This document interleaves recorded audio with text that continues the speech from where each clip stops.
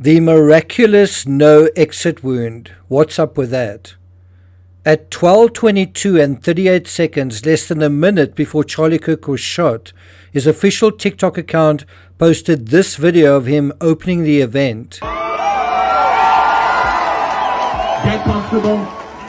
Bring the best libs that Utah has to offer. An estimated 3,000 people had gathered to watch Charlie Kirk speak at the Utah Valley University, and Charlie Kirk was barely 15 minutes into his speaking event when a shooter took aim at 12:23 and 30 seconds.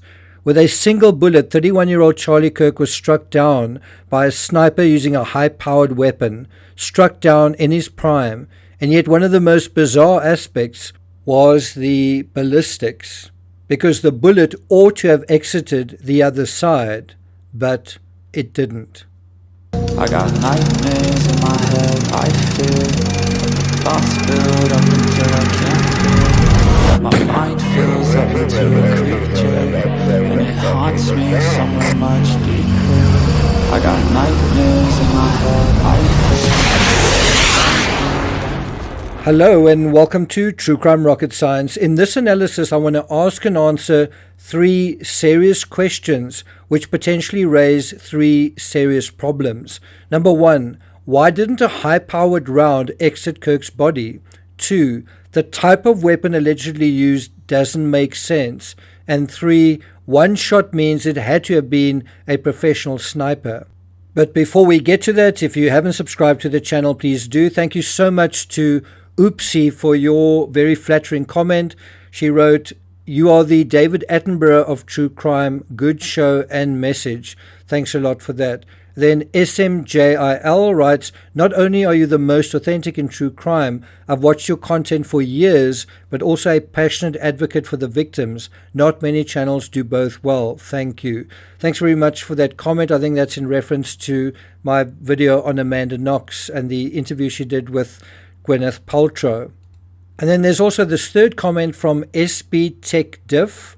"This channel is going to explode next year. Consistent hard work paying off." And that was a comment made in response to a JonBenet Ramsey video. Remember, next year is the 30-year anniversary of the JonBenet Ramsey case. Lots of things happening in that case. There's even a limited series coming out quite soon starring Melissa McCarthy titled Unspeakable: The Murder of JonBenet Ramsey. So look out for that. If you're finding this analysis worthwhile, interesting, meaningful, important, please do hit the thanks button and let's get started. There's a new post out from the executive producer of the Charlie Kirk Show, TPUSA spokesperson Andrew Colvett, and he wanted to post this. He said he spoke with the surgeon who worked on Charlie in the hospital, and they were talking about the exit wound. Andrew Colvett, the executive producer of the Charlie Kirk Show, said on Saturday that Charlie Kirk's surgeon called it an absolute miracle that the bullet that killed him didn't exit his body.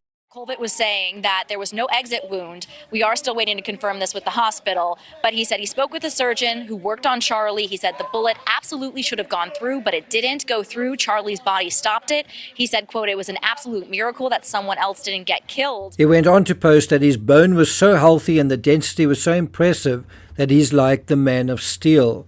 The coroner did find the bullet just beneath his skin.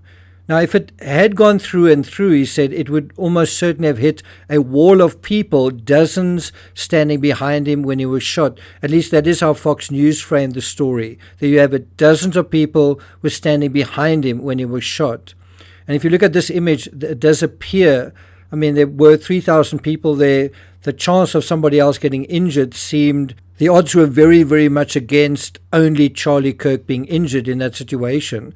Now, when I researched this to actually show those people standing behind Kirk, I found this image which shows, as I say, the size of the crowd, as well as the tent where Charlie Kirk spoke, just swarming, just surrounded by people.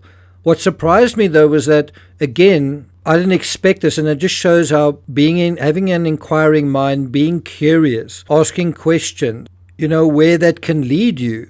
And so just on this topic of the crowd, and when you look away from Charlie Kirk, you get this other dimension to this whole incident. And so what I found when you look into it when you look a lot more carefully and closely at the time that Kirk was shot, no one was standing behind Kirk, certainly not in the tent or the gazebo, as we call it here in South Africa. Have a look.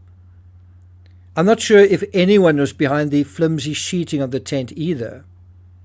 I think the reason no one is standing behind him is because he's being recorded with a camera positioned in front of him, both on his left and right. And it's the right-hand camera person that is actually filming this TikTok video. You might not notice that or really be aware of it, but as a photographer myself, I've actually photographed Miss World and big sports events. You really need to position yourself in the right place. That's really important. I was also an official media photographer for events like the Cell C Tour of South Africa, where I met Phil Leggett. But I'm quite aware of what the videographers are doing here. I think those two camera ladies dressed in black were the most in the line of fire, the most at risk, don't you? But they were both standing in front of Kirk, not behind him. Now, one of the obvious first inferences to draw in terms of no one being inside the gazebo, no one standing behind him, was that in order for him to stand out in the footage of himself, bear in mind, in a really big way, Charlie Kirk is an influencer, kind of above all. And so when he's doing these gatherings, that is ultimately what it amounts to, is content on these channels where he's got millions of followers. You might think there are 3,000 people in front of him here, while there are millions watching. And so in terms of the text and the branding, a lot of effort has gone into that as well. Also in terms of the split screen, you have that formula that you see in a lot of his videos of himself on the one side versus whoever is asking him questions. So do you see the ideas that one isn't distracted by anyone or anything behind Kirk? Then if you look carefully, there's also a camera behind him directed at the person he's talking to, sort of in an elevated position in the gazebo.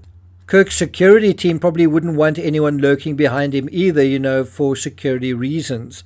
And so this is a zoomed in image of Charlie Kirk moments before he's struck. You can see the camera just above his left shoulder. Now, I'm not going to show you any photos or footage of Kirk being shot. You can have a look at video taken moments before it happened at this link. Well, I'll put the link in the description, but you can see that on screen. And then also at another link, I'll put that in the description as well. Both these video clips are useful in that they show a perspective from the bottom of the amphitheater, which already shows how steep the upward-downward trajectory is, that angle. Now, from this angle inside the tent, it's almost impossible to see the shooter on the roof. Can you see where I'm going with this? It's basically this idea that if the angle going down into his body is sufficient, well, maybe that could have played a role in slowing down and perhaps even stopping this high-powered round. And you've got to wonder, why does this commentator talk about the density of Kirk's bone? Is that relevant here? Is that something he knows some information about? Of course, at this point, no autopsy evidence has been released, except that we are now learning the bullet was recovered just below the skin. We also don't know the precise trajectory, besides the fact that, as I said, it was a high-powered round, a .30-06 from a very unusual weapon, a World War II era weapon, seldom if ever used in crimes and virtually never used in events like this. By the way, we need to talk more about this weapon and its untraceability, and we'll do that in a forthcoming analysis. I do think when you look at the fact that no one is standing around Charlie Kirk at the time that he gets shot, is that any proof that somebody else knew what was coming, knew what was going on? Is there some other faction possibly involved in this? So I also want to talk about that. Now, what we do know in terms of the trajectory was that there was a significant downward angle. Remember, not only was the sniper's nest 3 floors above ground level, and the ceiling is the 3rd floor, but the area where Kirk was talking was a sunken amphitheater. So the downward drop is around about 4 floors over just 142 yards. That's 130 meters. That's a significant downward drop. And we get a better sense of the vertical and horizontal angle fired slightly from right to left in this image. But it's really in the reverse view that we can appreciate the steepness of the downward angle. So although Colvert's sentiment is kind and true, I'm not sure if it's entirely accurate in terms of the situation on the ground. I don't want to sound unkind, but on this channel, we follow the evidence, which is why we have to be careful not to draw the wrong inferences. And that brings us to these three problematic questions. Let's start with number one. Why didn't the high-powered round exit Kirk's body? Now, I must say, no matter what explanation we go into, it's still somewhat mysterious even when we come out the other side. So the short answer to that is we still don't know. Without the autopsy evidence, it's really hard to say as well. I don't know whether one can say that the distance was sufficient to slow down the round. I really don't think that applies here. They did find the bullet just beneath the skin, he says, and even in death, he finishes, that Charlie managed to save the lives of those around him. Now, although Colvert suggests that, in his post, that Kirk's bone was dense and healthy, which suggests that the round lodged or was to some extent slowed down by bone, well, there's no bone in the neck, although there are some very dense muscle fibers as well as ligaments. In fact, the muscles in the neck are dense and amongst the stronger and thicker muscles in the human body, although by no means the strongest and thickest. But a muscle is nothing like bone when it comes to stopping a bullet. And there are no bones, as I say, in the neck besides the vertebra in the center. And it seems Kirk was hit well to the right of his spinal cord.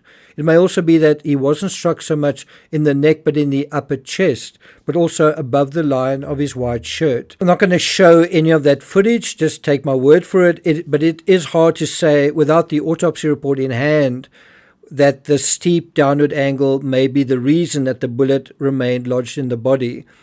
Is it because it traveled down and into, or was it funneled towards the scapula? Well, the scapula is basically the biggest bone just below the neck, and it's also on the back side of the body. Normally, a flat bone like the scapula would not be thick enough to stop a bullet unless the bullet hit at a sufficiently vertical trajectory. Here's the POV again. Something else I can't help wondering is, could it be because the weapon is so old that it's lost its mojo to some extent? Could that be a factor? Two other examples, intertextual out of true crime, are Helena Hutchins. In that case, the round exited her body and lodged into director Joel Souza's shoulder. By the way, the movie Rust was released last year and was a total box office flop. It cost $7 million and made less than $25,000. But anyway, the bullet lodging in the shoulder aspect, in that case, perhaps that happened here as well. It's at least one possibility. The other example is Vincent van Gogh. The Dutch artist suffered a gunshot wound on the left side of his abdomen, below the chest, in other words. That's something nobody talks about. And the small caliber round lodged inside him as well, possibly close to his spine. What is the point of these examples? Just that bone can and usually does play a big role in bullets not exiting the body. And so the question is that the case here, yes or no? Number two, the type of weapon allegedly used doesn't make sense. That's true, it doesn't.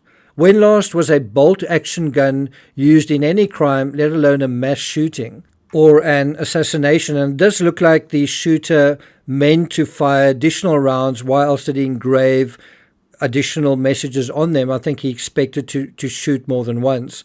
So yes, the gun isn't the typical weapon used by a sniper, but even besides that, it was just, well, atypical. So much so, had the authorities only retrieved the weapon, that was the only information they had to work with, they likely wouldn't have been able to trace it the way most firearms can be traced.